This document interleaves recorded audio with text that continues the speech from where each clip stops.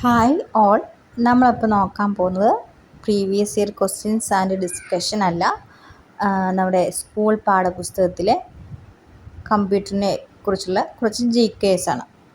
ഇതിൽ ചില പോയിന്റുകൾ ഇന്നലത്തെ വീഡിയോയിൽ ഡിസ്കസ് ചെയ്തിട്ടുള്ള ക്വസ്റ്റ്യൻസും ഇതിനകത്ത് ഉൾപ്പെടുത്തിയിട്ടുണ്ട്. അപ്പോൾ നമുക്ക് നോക്കാം. ഇൻ്റർനെറ്റിൻ്റെ തുടക്കം. അമേരിക്കൻ പ്രതിരോധ വകുപ്പിലെ അഡ്വാൻസ്ഡ് റിസർച്ച് പ്രോജക്റ്റ് ഏജൻസി 1969 ജനുവരി 2-ന് 4 കേന്ദ്രങ്ങളിലുള്ള കമ്പ്യൂട്ടറുകളെ ബന്ധിപ്പിച്ച് വിവര വിനിമയത്തിനായി ARPANET, advanced research project agency network എന്നാണ് അർപ്പാനെറ്റ് എന്ന കമ്പ്യൂട്ടർ ശൃംഖലയ്ക്ക് രൂപം നൽകി. ഇതാണ് ഇൻ്റർനെറ്റിൻ്റെ തുടക്കം. പിന്നീട് ഈ ശൃംഖലയിൽ ഒട്ടേറെ സ്ഥാപനങ്ങളും തുടർന്നു രാജ്യങ്ങളും കണ്ണികളായി ചേർന്നു വികസിച്ചതാണ് ഇന്ന് കാണുന്ന ഇൻ്റർനെറ്റ്. 1995 ഓഗസ്റ്റ് 15-ന് ഇന്ത്യയും ആഗോള ഇൻ്റർനെറ്റ് പൊതുശൃംഖലയിൽ ചേർന്നു. അടുത്തത് വെബ് ബ്രൗസറുകൾ.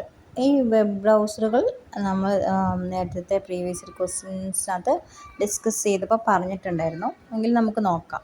ഇൻ്റർനെറ്റിൽ നിന്ന് വിവരങ്ങൾ വെബ് പേജുകളായാണ് ദൃശ്യമാകുന്നത്. ഇത് ലഭ്യമാക്കാൻ സഹായിക്കുന്ന സോഫ്റ്റ്വെയറുകളെ വെബ് ബ്രൗസറുകൾ എന്നു പറയുന്നു. മൊസില്ല പ്രോജക്റ്റ് നിർമ്മിക്കുന്ന ഫയർഫോക്സ്, ഗൂഗിളിൻ്റെ ക്രോമിയം, മൈക്രോസോഫ്റ്റിൻ്റെ ഇൻ്റർനെറ്റ് എക്സ്പ്ലോറർ, എഡ്ജ് എന്നിവ ബ്രൗസറുകൾക്ക് ഉദാഹരണങ്ങളാണ്. ഇത് നമ്മൾ ഇന്നലെ ഡിസ്കസ് ചെയ്ത ഒരു ക്വസ്റ്റ്യൻ കൂടിയാണ് ഈ വെബ് ബ്രൗസർ എന്നത്. അടുത്തത് ലോക്കൽ ഏരിയ നെറ്റ്വർക്ക്. ഇതും നമ്മൾ ഇന്നലെ പറഞ്ഞിട്ടുള്ളതാണ്. ഒരു കെട്ടിടത്തിനുള്ളിലെയോ ഒരു മുറിക്കുള്ളിലെയോ കമ്പ്യൂട്ടറുകളെ പരസ്പരം ബന്ധിപ്പിക്കുന്ന സംവിധാനമാണ് LAN അഥവാ ലോക്കൽ ഏരിയ നെറ്റ്വർക്ക് എന്ന് പറയുന്നത്. ലോക്കൽ ഏരിയ നെറ്റ്വർക്കുകൾക്കായി ഉപയോഗിക്കുന്ന ഏറ്റവും സാധാരണയായ 2 സാങ്കേതിക വിദ്യകളാണ് ഇഥർനെറ്റും വൈഫൈയും. അടുത്തത് വൈഫൈ. ഉപകരണങ്ങൾ തമ്മിൽ വിവരങ്ങൾ കൈമാറാൻ ഉപയോഗിക്കുന്ന വയർലെസ് സാങ്കേതിക വിദ്യകളാണ് വൈഫൈ, ബ്ലൂടൂത്ത് തുടങ്ങിയവ. റേഡിയോ തരംഗങ്ങളിലെ വിവിധ തരംഗദൈർഘ്യമുള്ള തരംഗങ്ങളാണ് ഇതിനായി ഉപയോഗിക്കുന്നത്. വയർലെസ് ഫിഡലിറ്റി എന്നതിൻ്റെ ചുരുക്കമാണ് വൈഫൈ. കുറഞ്ഞ ദൂരത്തിൽ മാത്രം ഉപയോഗിക്കപ്പെടുന്നതിനാൽ വളരെ കുറച്ച് ഊർജം മാത്രമേ ചെലവാക്കുന്നുള്ളൂ എന്നത് ബ്ലൂടൂത്തിൻ്റെ മേന്മയാണ്. അടുത്തത് വൈഡ് ഏരിയ നെറ്റ്വർക്ക്.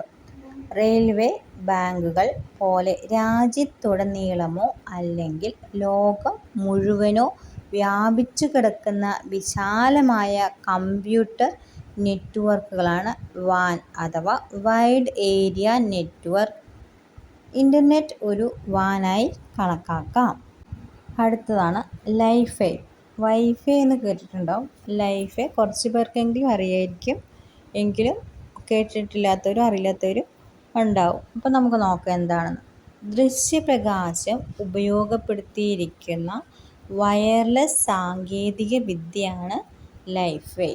ദൃശ്യപ്രകാശം ഉപയോഗപ്പെടുത്തിയിരിക്കുന്ന വയർലെസ് സാങ്കേതിക വിദ്യയാണ് ലൈഫൈ.